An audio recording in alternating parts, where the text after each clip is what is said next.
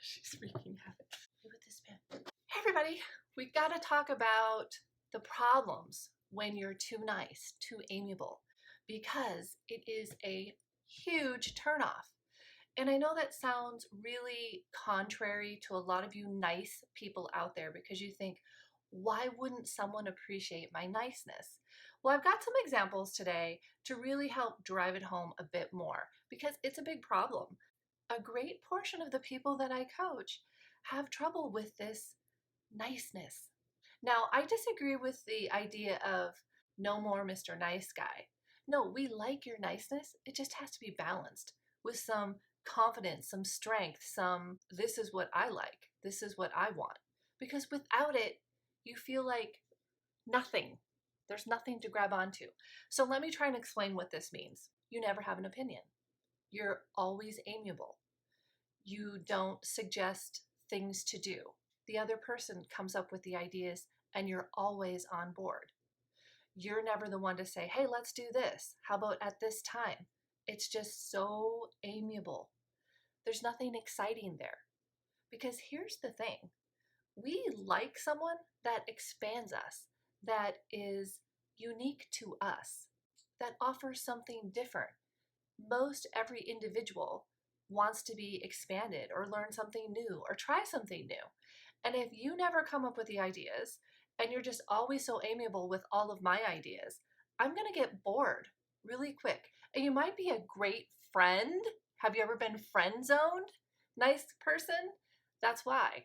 Because that makes a great friend. But it doesn't make a great lover. Someone we want to, have fun with. You know what I'm saying?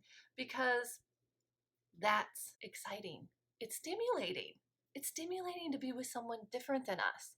I've shared before in other videos, I'm female, and yes, I have both feminine and masculine qualities within me, but I lean towards feminine.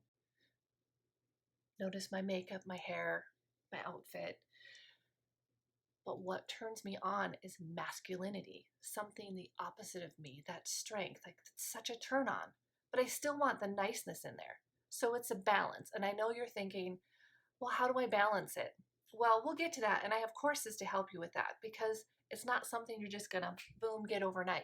But let's give you some ideas here. About 9 years ago, when I had just divorced and I was really stepping into my own, I was stepping into my authenticity. Who is Kim about? What does Kim want? And it's kind of hard to do that when you're in the midst of a relationship. It's actually easier to really step into you because a relationship kind of clouds you of you because you kind of become one with this person. So it's really nice when you're solo and can figure some of this out. So basically, I was really stepping into me. I was feeling awesome about me. And I decided to take a vacation by myself to British Columbia. And I knew I wanted to ride a little scooter. That's always been my dream, to ride around town in a Vespa. So I decided to take motorcycle training. How cool, right? That is so not me, but yet it still is me because I'm adventurous. I'm a free spirit. So I take this motorcycle training, and back in the day, we used to couch surf. So I was couch surfing at someone's house. Yes, we fell in love, but it did not last long, and let me explain why. So when he first met me, I was so cool. Here I'm this chick. I'm going to do this vacation by myself. I'm going to learn how to ride a motorcycle so I can drive a scooter all over this island in British Columbia. I mean, how cool is that? So he's really attracted to my, my uniqueness, my authenticity. Not too many people do that. And I was couch surfing. And so what happened was we fell in love, and it was really fantastical. I wrote a book on it, and basically it ended really quickly because what started happening was I started to drop my true authenticity, who I really am, and I started to be too nice and too amiable because why? I wanted to be pleasing. And of course, I didn't know this at the time when he broke up with me. I figured it out later. But that's one of the reasons why I know he broke up with me, is because I lost authenticity. That's not sexy. It actually feels dependent. It feels heavy. When he first met me, yeah, I was cool, I was fun, I was being me. And then all of a sudden in relationship, I got wrapped up in him and I tried to please him. It's pleasing to be you. Have some opinions, have some uniquenesses. Here's another example from an acquaintance of mine. So I knew this girl, really beautiful. Her husband was really beautiful, and they had a daughter. And every time you saw them, it looked so nice. They just looked so nice together. I didn't know her intimately, but from the outside, like the Facebook fallacy, how everyone posts these pictures and everyone looks so happy. Well, apparently they weren't so happy. I ran into this woman a few years later. And let me tell you about this woman too. She's a strong, confident woman and beautiful.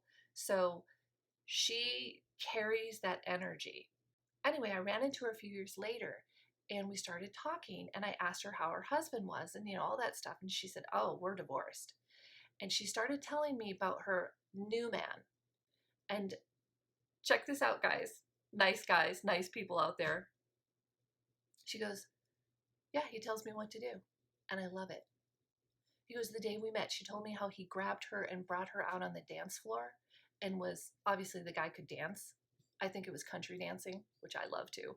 But, he knew the moves. He was leading. He makes decisions. What I could tune into was she liked his confidence. And I felt sad for her husband because I knew he was another really great guy that doesn't get how he was being too nice and too amiable. Here's the thing. You nice people out there, you're typically attracted to a confident, strong person. And that confident, strong person needs also a confident, strong person. But we really appreciate your niceness and your amiability too.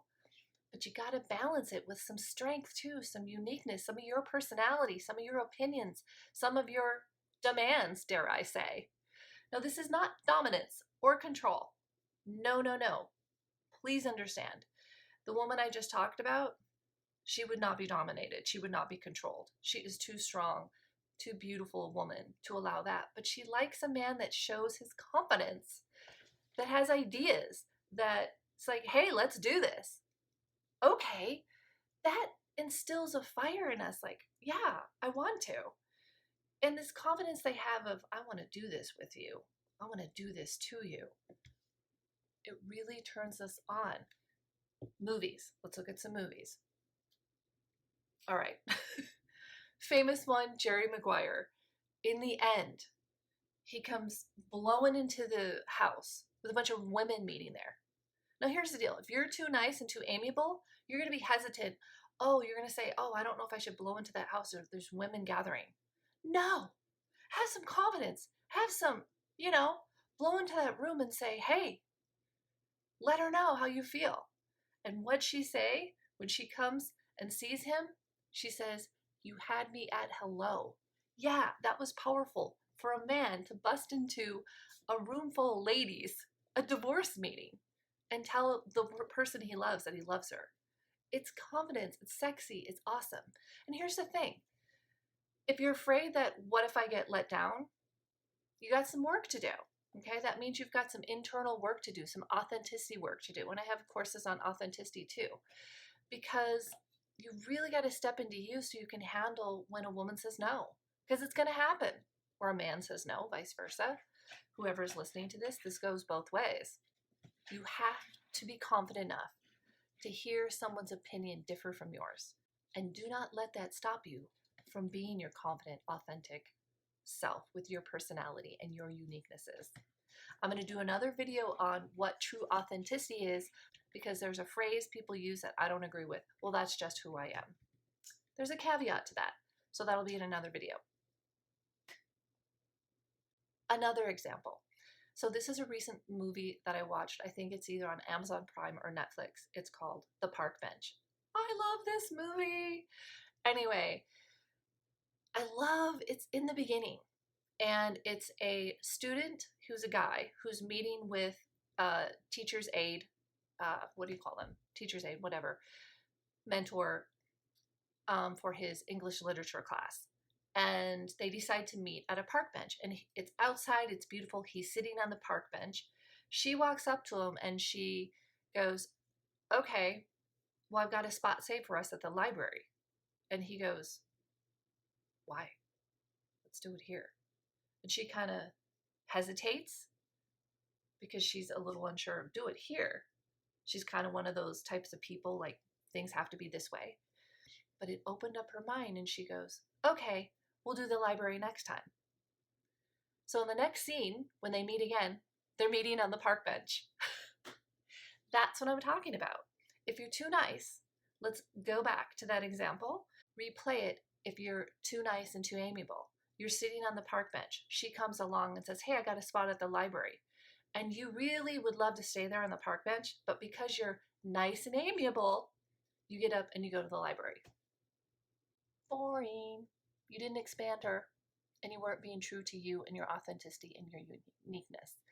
Now, if she had some sort of allergy and she said, oh, this is really beautiful, but we're going to have to go in the library, then okay, but at least you made it known that you love nature and you love being outside on a park bench.